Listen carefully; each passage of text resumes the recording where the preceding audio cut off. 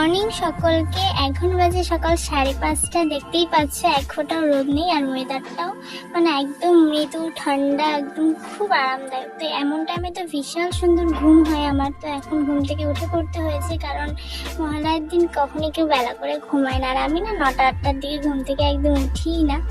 তো মায়ের জন্য উঠে পড়তে হয়েছে। তাও দেখো ভীষণ অলস লাগছিল, সেজন্য আরও শুয়ে শুয়ে ল্যাদ খাচ্ছিলাম।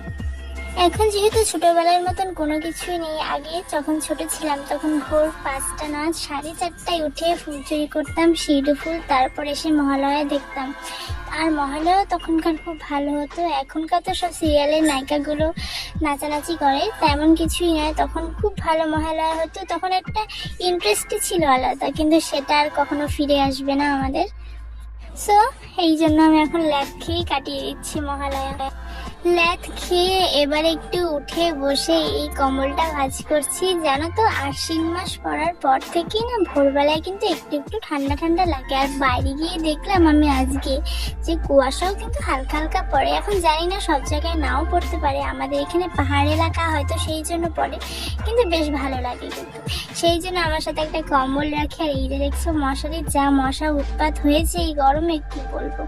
তো সেটাকেও ভাঁজ করে নিচ্ছি, গোছাতে তো হবেই বলো, না গোছালে আমার পিঠে পড়বে।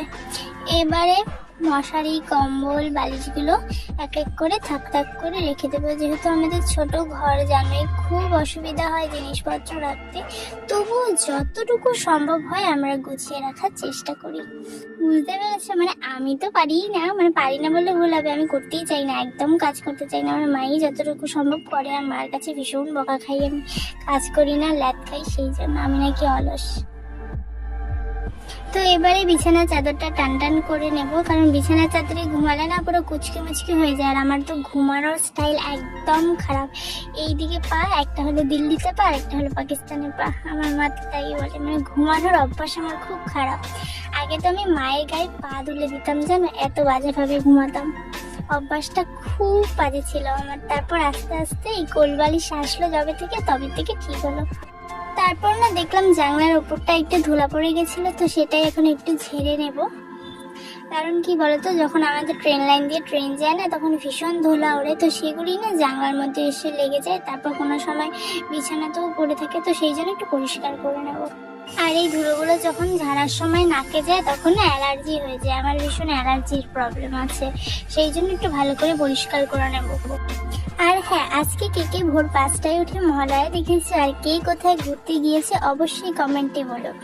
আমিও আজকে ঘুরতে যাব ডিমা ব্রিজ। তোমরা কেউ চেনো নাকি অবশ্যই আমাকে কমেন্টে জানিও। তো এখন এত সকালে তো যাবো না, ওখানে সবাই সকালেই যায়, কারণ আমি যাব 10টার দিকে, কারণ আমার আরও ফ্রেন্ডসটা আসবে ওদের সাথে। আগে যখন ছেড়েছিলাম তখন মহালয়ার দিন থেকেই পিকনিক খাওয়া শুরু হতো, জানো কত মজা হতো। তখনকার দিনগুলো আর কখনো ফিরে পাবো না। তারপর সকাল সকাল শুরু হয়ে গেল আমার নকশা। দেখো র্যাম্পে যেন হাঁটছি, এবার একটু নেচিয়ে নেব, নেচেই পুরো সকালটা শুরু করবো মহালয়ার, তাই না। দেখো বিছানা কিন্তু গুছানো ডান হয়ে গেছে। এবার আমি আমার এই নাইট ড্রেস, মানে নাইটিটা পরে আমি রাতে শুয়েছিলাম, তো সেটাকে আমি এখন চেঞ্জ করব, কারণ আমি সকালে উঠে যেটা পরে ঘুমাই সেটা আমি খুলে ফেলি, সেটা গায়ে রাখি না। তো চলো ড্রেসটা চেঞ্জ করে নিয়ে যাওয়া যাক। আর হ্যাঁ, যারা ভিডিও কোথায় বলছিল এতদিন থেকে, তাদের জন্য নতুন ভিডিও দিয়ে দিলাম। তো এবারে লাইক করো, কমেন্ট করো, আমাকে ভালোবাসা দিও। আর আমার চ্যানেলে যদি কেউ নতুন হয়ে থাকে, চ্যানেলটি সাবস্ক্রাইব করে পাশে থেকে বেল আইকনটি ক্লিক করে দিও। আমি তোমাদের জন্য অনেক ইন্টারেস্টিং, তোমাদের মনের মতন ভিডিও নিয়ে আসার চেষ্টা করব।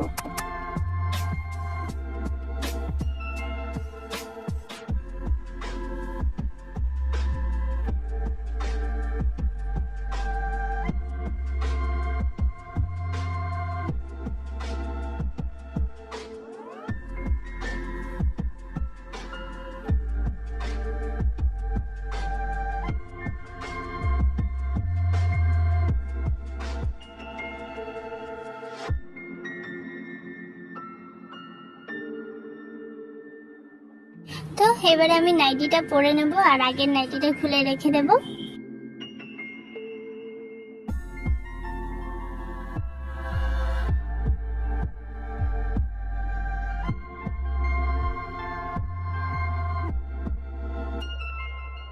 তো তো বন্ধুরা আজকের ভিডিওটা এতটুকুনি ছিল। ভিডিওটা যদি ভালো লাগে অবশ্যই একটা লাইক করে দিও, আর আমার সাথে থেকেও পাশে থেকেও দেখাবে ভালো একটা ভিডিও নিয়ে। ততদিনের জন্য টাটা বাই।